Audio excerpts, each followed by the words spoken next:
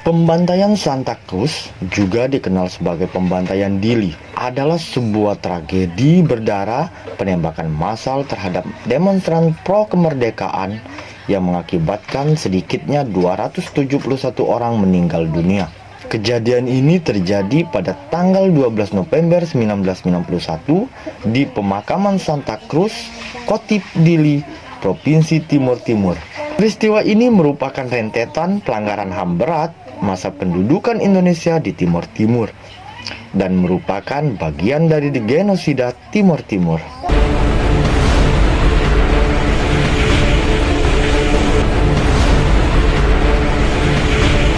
Mengungkap peristiwa dari perspektif berbeda. Pada bulan Oktober 1991, sebuah delegasi yang terdiri dari anggota parlemen Portugal dan 12 orang wartawan dijadwalkan akan mengunjungi Timur Timur. Para mahasiswa telah bersiap-siap menyambut kedatangan delegasi ini. Namun rencana ini dibatalkan setelah pemerintah Indonesia mengajukan keberatan atas rencana kehadiran Gilles Joliffe sebagai anggota delegasi itu. Joliffe adalah seorang wartawan Australia yang dipandang mendukung gerakan kemerdekaan Pretilin.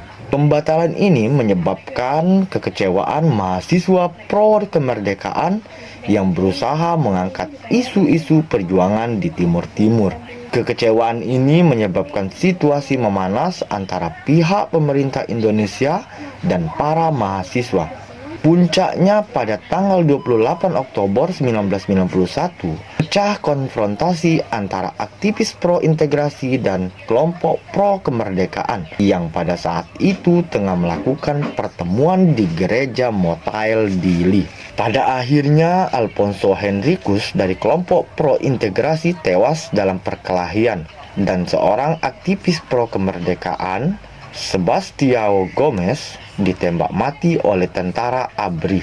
Saat tentara Indonesia berhadap-hadapan dengan pengunjuk rasa, beberapa demonstran dan seorang mayor, Gerhan Lantara, ditusuk. Stahl mengklaim Lantara menyerang pengunjuk rasa, termasuk seorang anak perempuan yang mengibarkan bendera Timor Leste. Aktivis Pretilin, Constancio Pinto, mengatakan beberapa orang mengaku dipukuli oleh tentara dan polisi Indonesia. Saat iring-iringan warga mulai memasuki areal TPU, beberapa orang terus berunjuk rasa di depan pagar, dan 200 tentara dikerahkan sambil menenteng senjata ke arah kerumunan. Di dalam TPU Seroja, tentara melepaskan tembakan ke arah ratusan warga sipil tak bersenjata.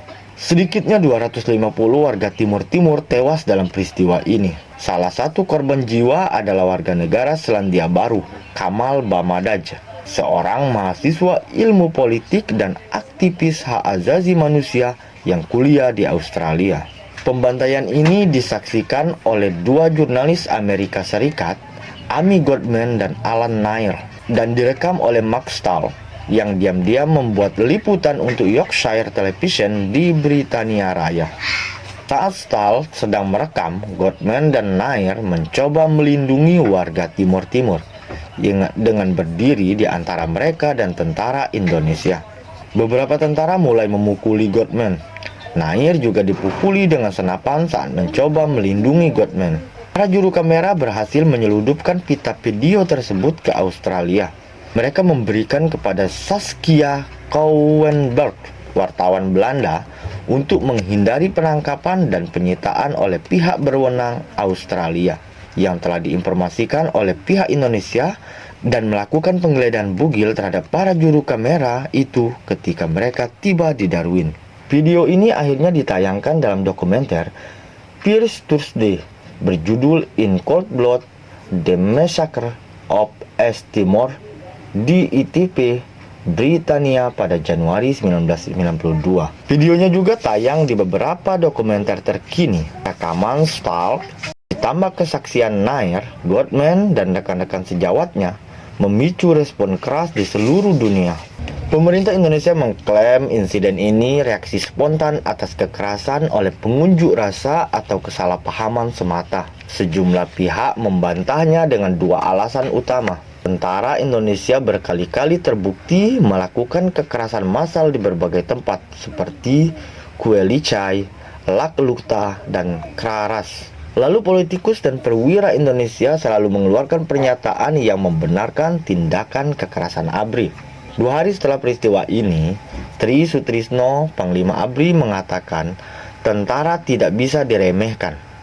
Pada akhirnya kami harus menembak mereka.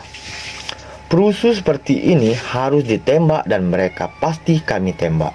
Aktivis di seluruh dunia menyatakan sikap solidaritasnya dengan rakyat Timur Timur. Meski beberapa orang dan organisasi sudah memperjuangkan HAM dan penentuan nasib sendiri sejak awal pendudukan Timur Timur. TAPOL, organisasi aktivis demokrasi Indonesia yang dibentuk tahun 1973 di Inggris, mulai memusatkan aktivitasnya di Timur Timur. Timor Action Network dibentuk di Amerika Serikat dan langsung membuka cabang di 10 kota. Organisasi solidaritas serupa didirikan di Portugal, Australia, Jepang, Jerman, Malaysia, Irlandia, dan Brasil. Rekaman pembantaian ini ditayangkan di seluruh dunia hingga membuat pemerintah Indonesia dipermalukan.